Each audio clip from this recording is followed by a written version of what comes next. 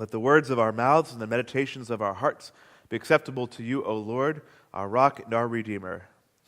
Amen.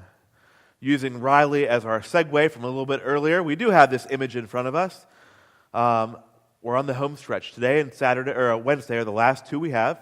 And these images were part of a 9-image set that Emily Fowler did for her senior thesis last year. She graduated from Point Park.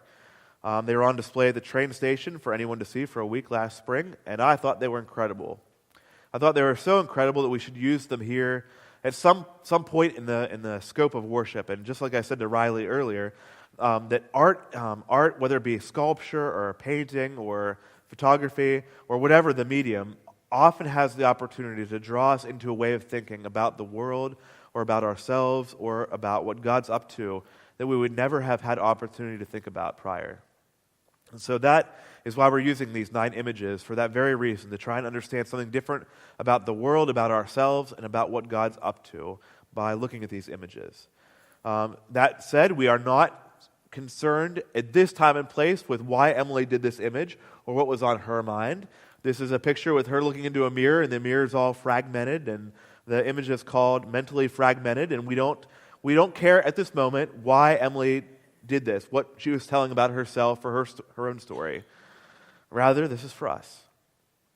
So, I've begun all these times by saying, what do you see?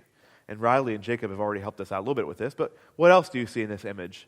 It was in the back there before worship. Now, what do you see? Your chance for dialogue. Yes. You're going to connect, only because we're in church, we're going to connect to Jesus. Okay. If we were somewhere else, though, I'll bet you did. Gethsemane.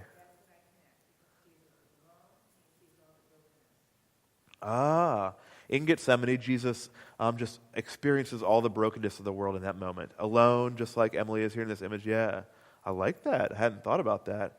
Now it kind of makes me want to rethink what I was going to say a little bit later here. Thanks a lot.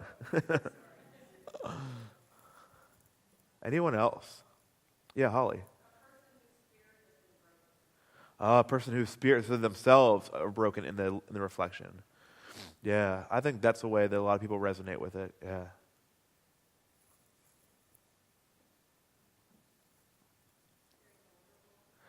For sure, yes. Very vulnerable indeed. Yeah, just the way she's standing there kind of holding herself with her 4 arms. Not like 4 arms, but like 4 arms. Yeah, very vulnerable. All the images have that for me, a very vulnerable aspect to them.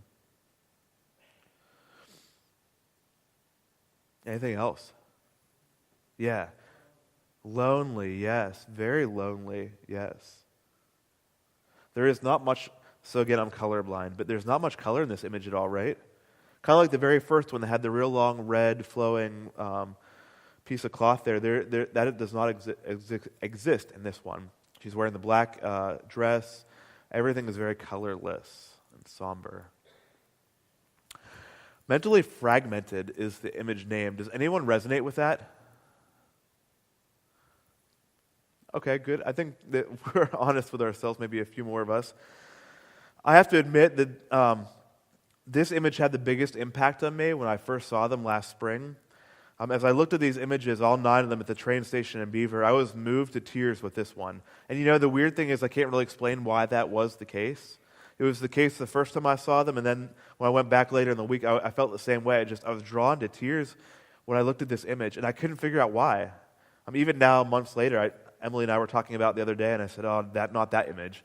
I'll cry in the middle of the sermon. And I'm not there at this moment, but I just don't know why. It strikes me. Something about it strikes me deeply. It seems to be the case with other people as well.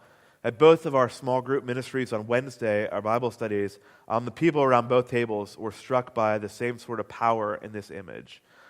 We met Uncommon Grounds in the morning, and immediately people had a reaction to this image and to the fractured sort of image of Emily in the mirror. And so when I look at this image, it makes me think about the way in which the rest of the world often gets portrayed as fragmented, even though we are not, right? That we often get portrayed as fragmented by the rest of the world.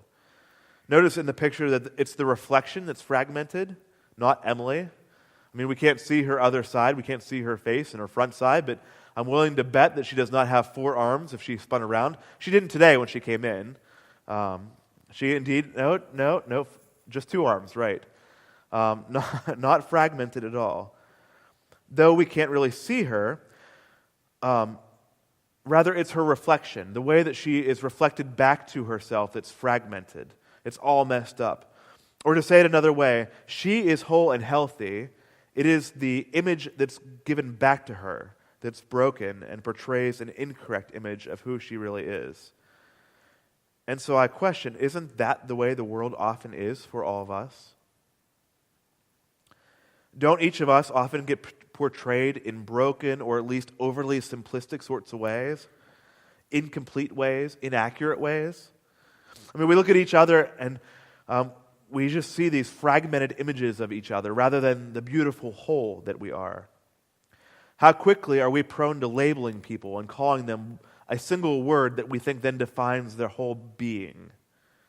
I mean, some of these things, some of these ways in which we label people may be truthful.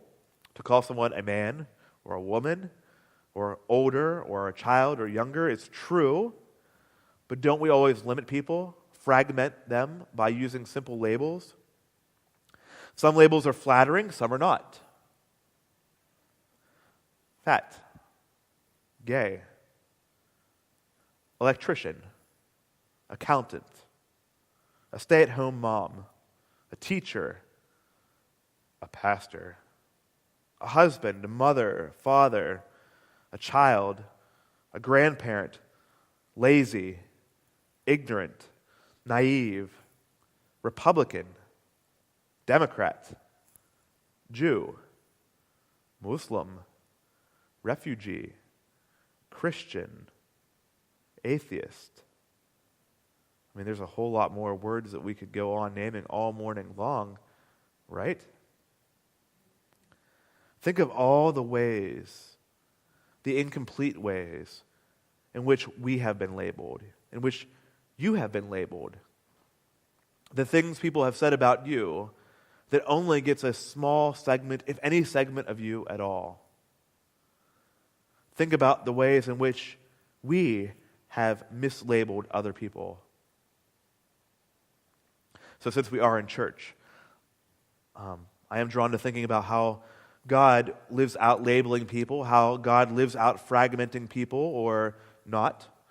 And it seems to me, when God shows up on the earth here as Jesus does a pretty intentional job of not fragmenting people, of looking at people in their holistic sort of sense. I mean, that's the opposite of fragmenting people, right? Looking at only parts of people or only naming out parts of people. That is to look at the whole of someone, to be empathetic, to try to understand their story and why they are the way they are, why they do the things they do. And it seems to me Jesus has a compassion and an empathy about him. Again, think about the myriad of people that Jesus overwhelmingly hangs out with. We just had a story a week or so ago about Jesus going to a centurion, a Roman soldier. I mean, these guys killed the Jews in horrific fashion, and he would be killed by a Roman centurion in horrific fashion, and has compassion on him and his household and his slave. It's foreign women, the Syrophoenician women, the Canaanite woman from a couple weeks farther back than that Jesus goes out of his way to care for at the well, to uplift, when everyone around him were just naming them as, oh, that woman, that Canaanite. It's the Samaritan along the road, not a story from the last few weeks, but the old parable of the Good Samaritan. Jesus lifts up the guy that should be hated among all the insider Jew people, and he's the hero. I think we find a God that is not comfortable looking at us in fragmented ways, no matter how much the world fragments us. If this is your experience, if you are a person that feels like people don't get you, or the people get parts of you and not all of you, I think you need to know that God gets you and gets all of you and every little bit of you. That this image is not the way God sees you. I think if God were in this image, God would be the one that would kick over the mirror and stand there and look at you in all of your beauty and everything that is you and love every bit of you. God does not look at us as fragmented, piece by piece people. God looks at us as whole, beautiful, incredible, loving people, and does indeed love us. Amen. Let us take a few moments of silence now, as we've done after each of these images. My instructions or invitation, never instructions, invitations. This is always invitation for you. You can choose to do it or choose not to do it. It's up to you. The invitation now is for a few minutes of silence. And I invite you to hold this image in your mind's eye, and rather to dwell on the pieces of you which are fragmented, and I think we can all imagine the ways in which we are broken, and I would rather encourage you to look at yourself in a holistic and completely loved way. In these moments of silence, allow yourself to be completely loved by God, every bit of you. Joe will hit the timer for the beginning and the end.